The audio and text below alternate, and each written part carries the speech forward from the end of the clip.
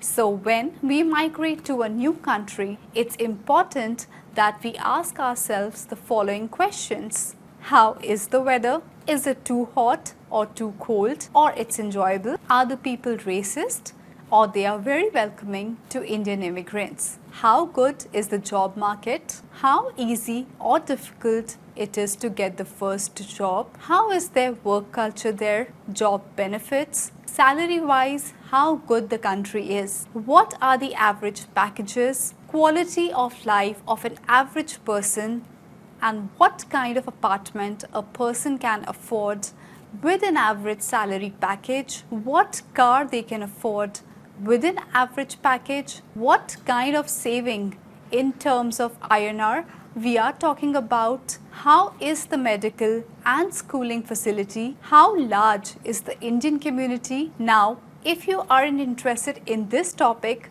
you can skip to the next part. Timestamps are given below the video, but I insist you watch it. When first time I went to Canada, I had no idea about Canadian weather. So I wasn't prepared for it. So I almost got freezed in Canada. You should only choose Canada if you can hold extreme cold weather. In fact, every year people die in Canada for extreme cold. You see, the city has an average daily temperature of minus 56 degrees. Well, not every city in Canada has extreme weather. As you can see on the map, Toronto is extremely south of Canada and considered to have the best weather in Canada. But still, in winter months, average daily temperature is minus 8 degrees. On contrary, Australian weather is so much more enjoyable. You will never encounter extreme weathers like Canada. And imagine having your favorite drink here at this fantastic beach restaurant after your office. This beautiful landscape, unlike the snow-covered Canada, is ready to welcome you. But for me, the most important factor we should consider, specifically when we are planning to settle in a foreign country, is racism. I know no one wants to talk about this disturbing factor and wants to avoid this discussion altogether. But I will discuss it in detail as it's an important deciding factor. Racism happens in various ways. I know an Indian student who got humiliated for years just because of his English accent. People used to imitate his Indian accents in a derogatory manner. There have been incidents where Indians experience ignorance, partiality at workplace, didn't get a rental place as landlord didn't want to rent his place to an Indian, found it difficult to have friends. That's not all. Even people physically got bullied because of racism. They have been asked to not to enter a certain restaurant because of being Indian, etc. Just imagine you are with your family, have planned dinner at a certain restaurant, and now they are insulting you and your family by not letting you in because you are an Indian. Not just the people, sometimes even foreign government fail to understand Indian culture. I don't know if you are aware of the movie Mrs. Chatterjee versus Norway. It is based on a true story where the Norwegian government took away the child of Indian parents because a neighbor complained against them.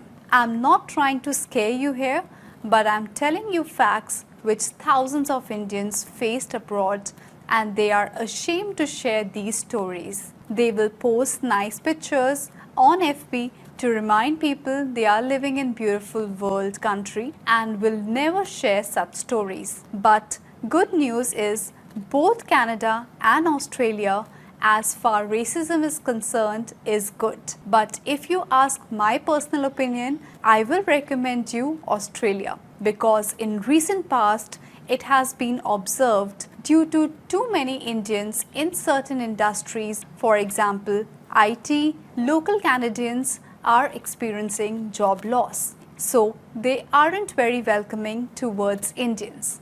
On contrary, Australia badly needs skilled workers in many industries, and they are actually more welcoming.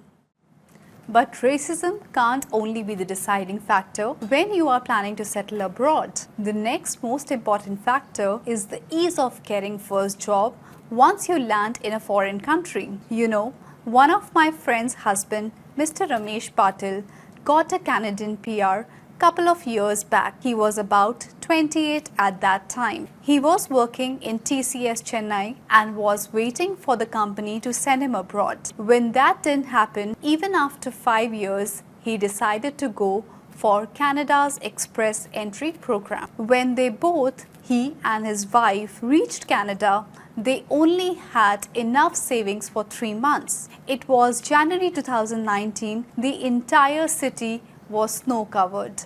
The temperature even in the afternoon was -5 degrees, and he was using public transport for his job interview. He was looking for something which fits his profile, and you won't believe the kind of experience he had. For the first month itself, he gave 20 interviews, and can you imagine, he didn't get a single one. On the first week of March, they were afraid of running out of funds. So he started driving for Uber. Imagine a guy who used to get 80,000 in TCS was driving Uber in Canada. And that's not all. He didn't have experience of driving over snow-covered roads. So on the third day, he got involved in an accident. There was an animal in front of his car, so he applied brake hard.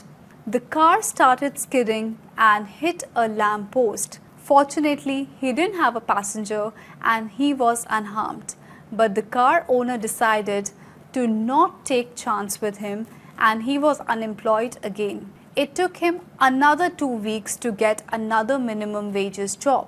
And finally, after 6 months, he got a decent job in IT sector. His struggle for first 6 months was very real. Australia is way better in this case.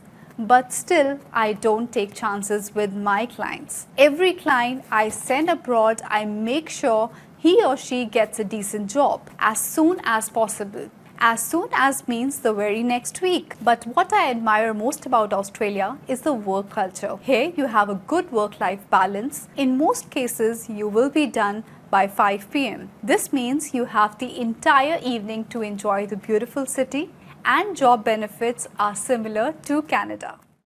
But this topic will remain incomplete unless I talk about salary. In fact, it's one of the most popular and frequently asked questions by my clients. What kind of salary I can get, what kind of lifestyle I can afford, etc.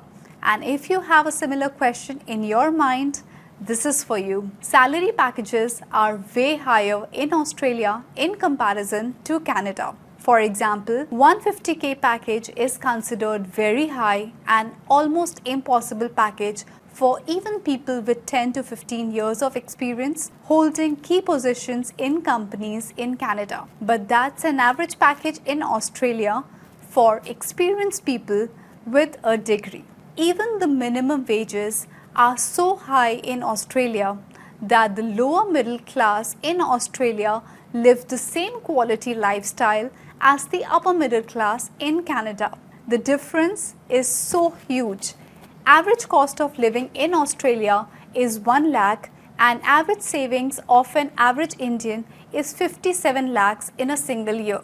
But in Canada, average savings are 23 lakhs. So if you work 6 years in Australia, your savings will be 3.28 crore if invested in bank recurring deposit. On contrary, in Canada, it's going to be 1.32 crore if invested in bank recurring deposit. So after 6 years, you have two options. You can move back to India, buy this building worth 3.28 crore. This building is in Kolkata, owned by one of my clients, and has 12 2 BHK apartments there. She enjoys 1.8 to 2.5 lakh monthly from rental income itself, and she bought it within 5 years of moving to Australia, and that also without taking a loan. If she decides to come back to India, she can retire at the age of 30, and this could be you. And all these while she is enjoying a luxurious lifestyle in Australia. Let me show a picture of her apartment. And this is her car.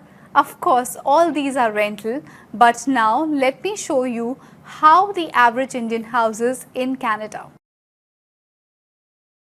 Not so encouraging, right? Does it make sense to go through all the pain just to get freezed to death in such kind of apartment? No, right? But at this point, most of my clients say Canada has a bigger Indian community.